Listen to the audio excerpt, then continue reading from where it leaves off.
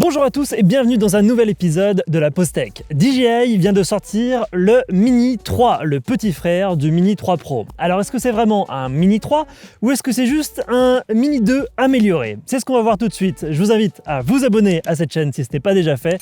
Et tout de suite, générique.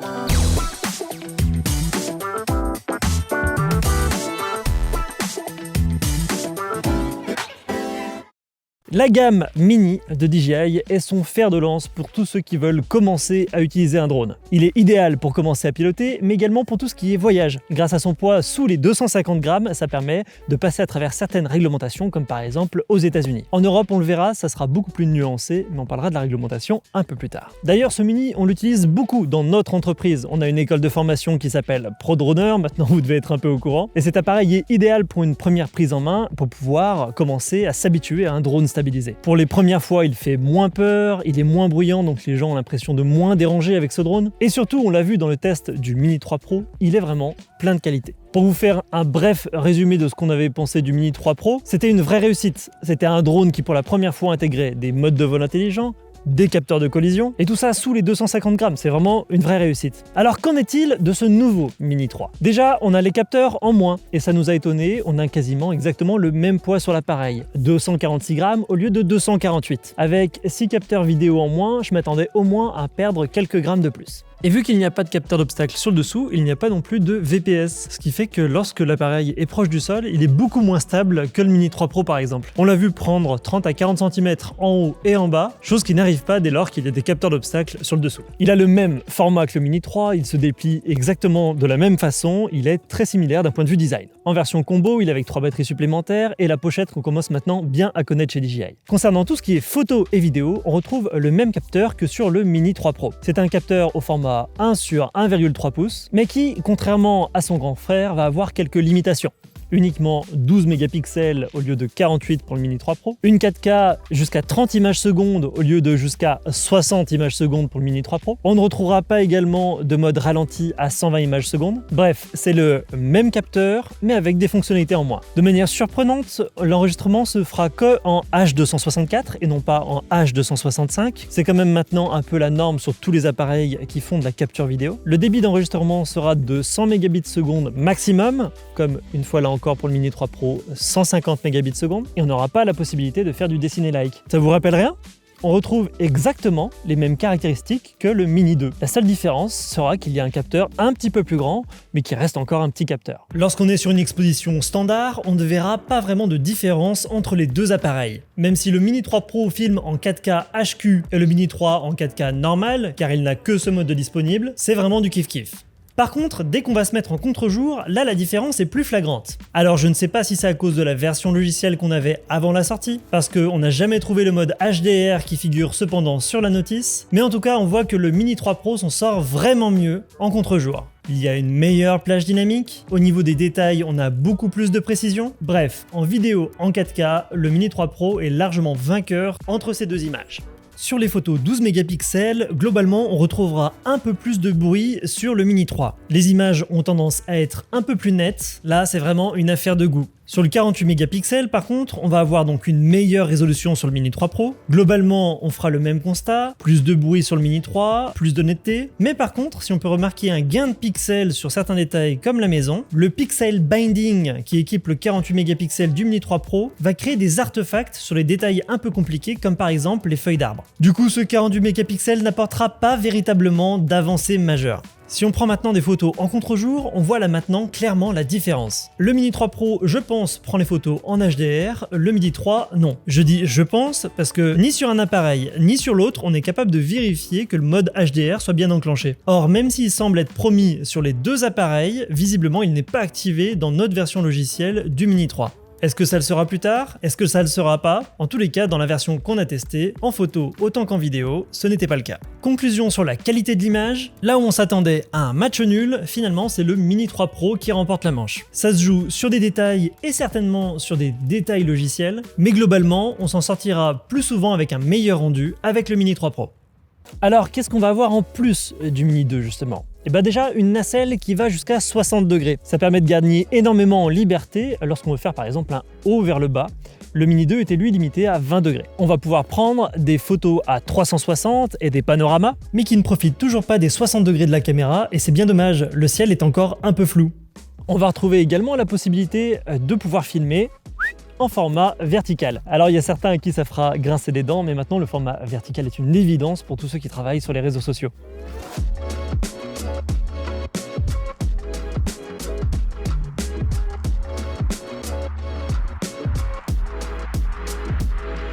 Mais grosso modo, ça s'arrêtera là en termes d'innovation par rapport au Mini 2. Si on a encore des quick shots, on n'a pas les modes de vol intelligents, de reconnaissance d'image, de suivi. On n'aura pas de master shot, on n'aura pas d'hyperlapse. Tout ça est réservé pour son grand frère, le Mini 3 Pro. On a également constaté que ce Mini 3 capte moins de satellites que le Mini 3 Pro. Au même endroit, avec le même temps pour trouver les satellites, on n'a que 16 satellites avec le Mini 3 pour 29 satellites avec le Mini 3 Pro. Très clairement, je pense que le Mini 3 est en fait compatible GPS GLONASS et que le Mini 3 Pro, lui, est en plus compatible Galileo. Ça faisait longtemps, lors d'un test, que je m'étais pas retrouvé à me dire ah quand même, il met longtemps pour avoir tous les satellites et puis dès qu'il y a un peu d'arbres, j'ai des difficultés à stabiliser quand même. Mais les différences ne s'arrêtent pas là. Ce Mini 3 est encore sur OcuSync 2.0, contrairement au Mini 3 Pro qui est en OcuSync 3.0. Ça veut dire qu'on va avoir un retour en 720p au lieu d'un retour en 1080p sur la radiocommande, mais qu'on aura aussi globalement une moins bonne réception. Pour le test de portée, on connaît très bien le terrain, on sait exactement où et quand passent les drones, donc du coup on va aller là-bas derrière 2 arbres et on va voir quand est-ce que le Mini 3 lâche la liaison radiocommande et quand est-ce que le Mini 3 Pro lâche la liaison radiocommande. Comme ça on verra avec la même radiocommande si l'OcuSync 3 apporte vraiment quelque chose en termes de réception par rapport à l'OcuSync 2.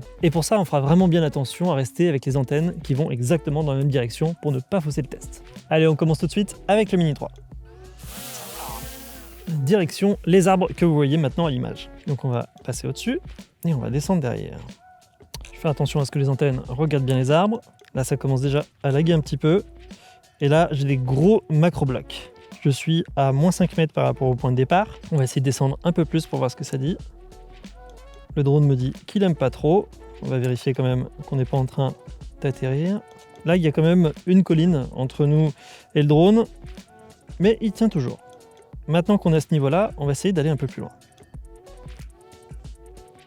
Ouf, là en termes de pilotage, ça passe très mal. Vous voyez ce que je vois à l'écran. J'y vais vraiment doucement pour éviter de faire une bêtise. Et logiquement, plus on va se rapprocher du sol, plus ça va mal passer. Mais bon, il s'en sort bien. Allez, moins 28 mètres, 183 mètres. On retient ça pour la suite et on va revenir. Allez, c'est parti. Même exercice avec le 3 Pro. Et c'est parti. Allez, la radiocommande bien à plat, on va derrière les arbres. Alors ce qui est marrant, c'est que sur le Mini 3, il m'indique une différence en termes de signal RC. C'est-à-dire que là où le Mini 3 m'indiquait 2 bars, le Mini 3 Pro m'indique 0 bar. Sauf que j'ai l'impression que ça passe mieux. Allez, on va essayer de descendre un peu plus. On va aller tout droit. On va avoir également quelques macro-blocs. Et en étant plus ou moins à la même distance, on a quand même une image qui est plus claire. Je ne sais pas si vous voyez la différence sur les captures d'écran. Moi, je la vois très clairement. Mais dans les deux cas, le signal reste faible et on va avoir des lags. On arrive là à la limite physique lorsqu'on est derrière un obstacle. Globalement, ça passe quand même mieux sur le Mini 3 Pro. On voit les évolutions d'OcuSync 3.0 par rapport au OcuSync 2.0. En termes de sensation, c'est pas tout à fait pareil. Alors on aura quand même une petite amélioration au niveau de l'autonomie par rapport au Mini 2. On fait tout de suite le test. Allez, c'est parti pour le test de l'autonomie. On va mettre les 2 drones en vol stationnaire et on va mettre REC au moment du décollage.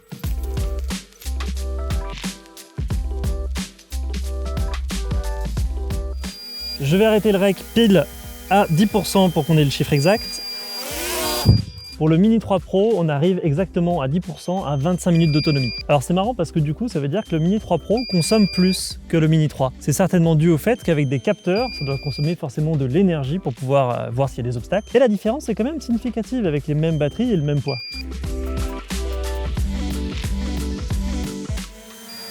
Ouais, quand même, ça doit consommer ces capteurs, hein, parce que la différence est nette. Hein.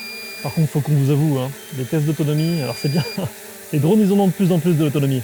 Mais pour nous, c'est long. Allez, 10%, 28 minutes. On a donc une différence significative entre ces deux modèles. Le Mini 3 Pro est arrivé à 10% de batterie à 25 minutes d'autonomie, tandis que le Mini 3 est arrivé à 28 minutes d'autonomie pour le même pourcentage batterie. C'est 3 minutes de gagné par rapport à son grand frère. Concernant tout ce qui est réglementation, ce Mini 3 n'est pas normé, c'est zéro. Alors vous allez me dire, mais DJI s'était engagé à normer ses futurs appareils, mais c'est pas grave. Pourquoi ? Parce qu'en Europe, sous les 250 grammes, lorsque la période de transition sera terminée, tous les appareils de moins de 250 grammes, même ceux qui ne sont pas normés, vont pouvoir voler comme les appareils normés. Vous pourrez donc voler en scénario open en A1 sans restriction particulière due au fait qu'il ne soit pas normé. Donc pour cet appareil-là, c'est pas très grave.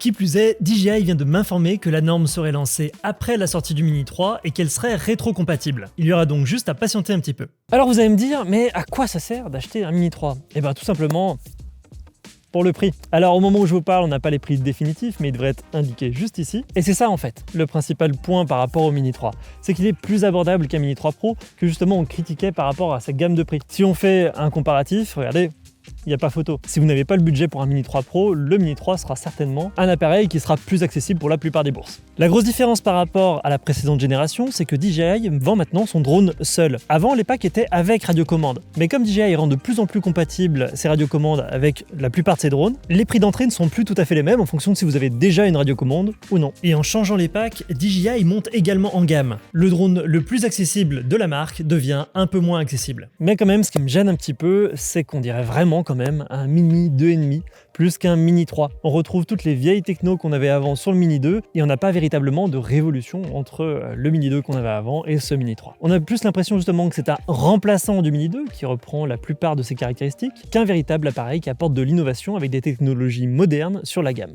On vous résume tout ça. Ce Mini 3 va avoir une meilleure nacelle que le Mini 2. Il va pouvoir monter jusqu'à 60 degrés en hauteur et pouvoir filmer au format vertical. Il a un peu une meilleure caméra, mais c'est pas la folie non plus, ça reste un petit capteur. Par contre, on va rester bridé pour tout ce qui est débit d'enregistrement, vitesse d'enregistrement et encodage vidéo. On ne retrouvera pas la plupart des modes intelligents qu'on a sur le reste de la gamme DJI, avec une portée qui reste équivalente à ce qu'on avait sur le Mini 2 avant. L'autonomie est un peu meilleure avec la batterie qu'on a en Europe, mais sachez qu'il existe également une batterie plus uniquement disponible hors Europe, qui là permet vraiment de faire grimper l'autonomie. Si vous avez la possibilité d'importer ces batteries-là, là vous verrez une vraie différence. Mais ça, on en reparle bientôt. Et vous aurez la possibilité d'utiliser cette radiocommande. En fait, finalement, pour moi, c'est peut-être ça la plus grosse évolution. Parce que cette radiocommande, je l'adore, elle est portable, elle est ultra légère, elle est transportable, et c'est la seule radiocommande, lorsque je pars en randonnée ou que je fais une balade, que je porte de côté comme ça, sans que ça me pose un problème à cause de son poids. Les autres, il faut forcément les ranger. Celle-là, elle tient dans la main.